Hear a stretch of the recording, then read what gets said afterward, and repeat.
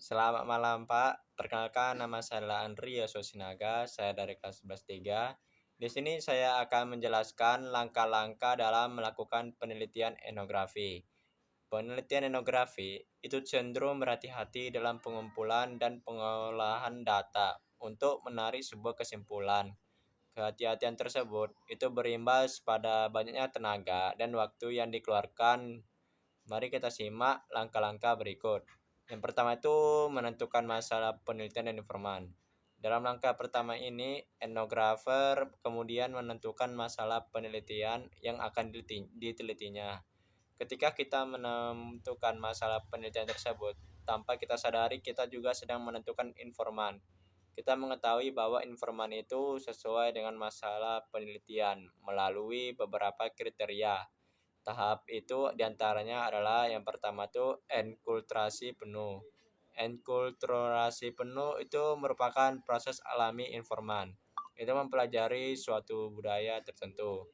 Yang B itu keterlibatan langsung. Etnografer harus bisa mencermati keterlibatan langsung yang dialami oleh calon informan. Hal ini penting untuk diperhatikan dalam memilih informan tentang bagaimana keterlibatan informan dalam suasana budayanya. Dan yang C itu cukup waktu etnografer harus memiliki informan berdasarkan waktu yang digunakan. Dalam hal ini, manajemen bukan hanya tentang etnografer saja, melainkan saja dengan calon informan itu. Dan non-analitik etnografer harus menentukan informan dengan cara memilih informan yang tidak menggunakan analisisnya berdasarkan ilmu-ilmu yang dikuasai. Yang kedua itu ada tentukan desain. Penelitian dari lokasi penelitian itu kerja lapangannya adalah elemen paling khas dari setiap desain penelitian. Etnografi pendekatan ini membantu desain semua karya etnografi klasik membutuhkan dari 6 bulan sampai 2 tahun di lapangan. Kerja di lapangan bersifat eksplorasi. Yang ketiga itu memperoleh izin koordinasi dan akses penelitian. Sebelum melakukan penelitian, etnografer membutuhkan izin penelitian atau persetujuan dari pihak-pihak untuk dapat memperoleh akses masyarakat yang ingin diteliti.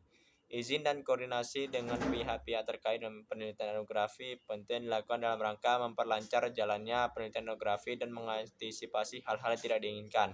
Yang keempat itu ada melakukan teknik pengumpulan data. Yang pertama itu ada observasi. Salah satu elemen penting dari etnografi adalah observasi partisipan atau peneliti ikut secara langsung dalam kegiatan penelitian sebagai cara untuk pengumpulan data hingga menemukan pola yang berulang terkali dan juga terjadi tingkatan data sudah jenuh. Yang B itu ada wawancara. Wawancara pengumpulan data penelitian, etnografi juga berdasarkan pada wawancara yang dinamakan wawancara etnografis. Wawancara etnografis itu berkaitan dengan penguasaan bahasa setempat yang menjadi faktor penting dalam keberhasilan pengumpulan data. Yang kelima itu ada menyusun catatan etnografis. Keunggulan dari etnografi dibandingkan dengan metode kualitatif lainnya adalah pada catatan etnografinya. Catatan etnografi itu dibuat bercerita, mengalir seperti halnya kalian membaca novel. Yang keenam itu ada analisis data. Setelah memperoleh data, tahapan selanjutnya dari etnografi adalah menganalisis data yang diperoleh. Analisis yang mendasar dalam etnografi adalah disebut sebagai analisis deskriptif. Kalian dapat menggunakan kerja analisis ini dalam menganalisis etnografi yang kalian buat. Analisis ini menggunakan metode 5W tambah 1H. Nomor 7 itu menulis laporan etnografi. Tahapan akhir dalam proses beretnografi adalah menyusun laporan etnografi. Spreadley, tahun 2007. Berpendapat menulis etnografi bukan hanya menuangkan semua catatan lapangan langsung dalam kalian kosong. Ciri khasan penulisan etnografi adalah bersifat deskriptif, analitis, dan penafsiran yang berbentuk narasi atau cerita. Yang ke-8 itu ada beberapa prinsip etika yang diperhatikan dalam penelitian etnografi. Informan juga bahwa manusia mempunyai masalah keprihatinan dan kepentingan seperti 2007.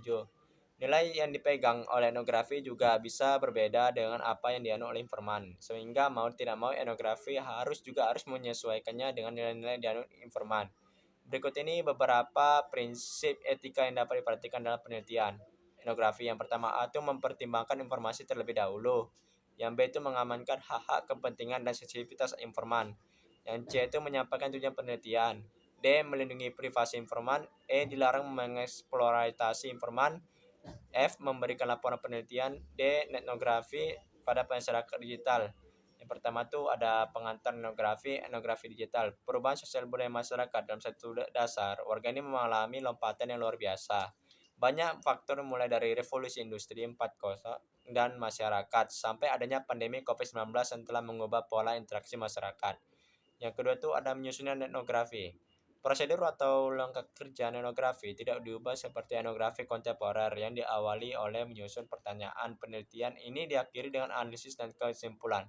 Mungkin sekian saja video kali ini. Mohon maaf jika ada salah. Terima kasih.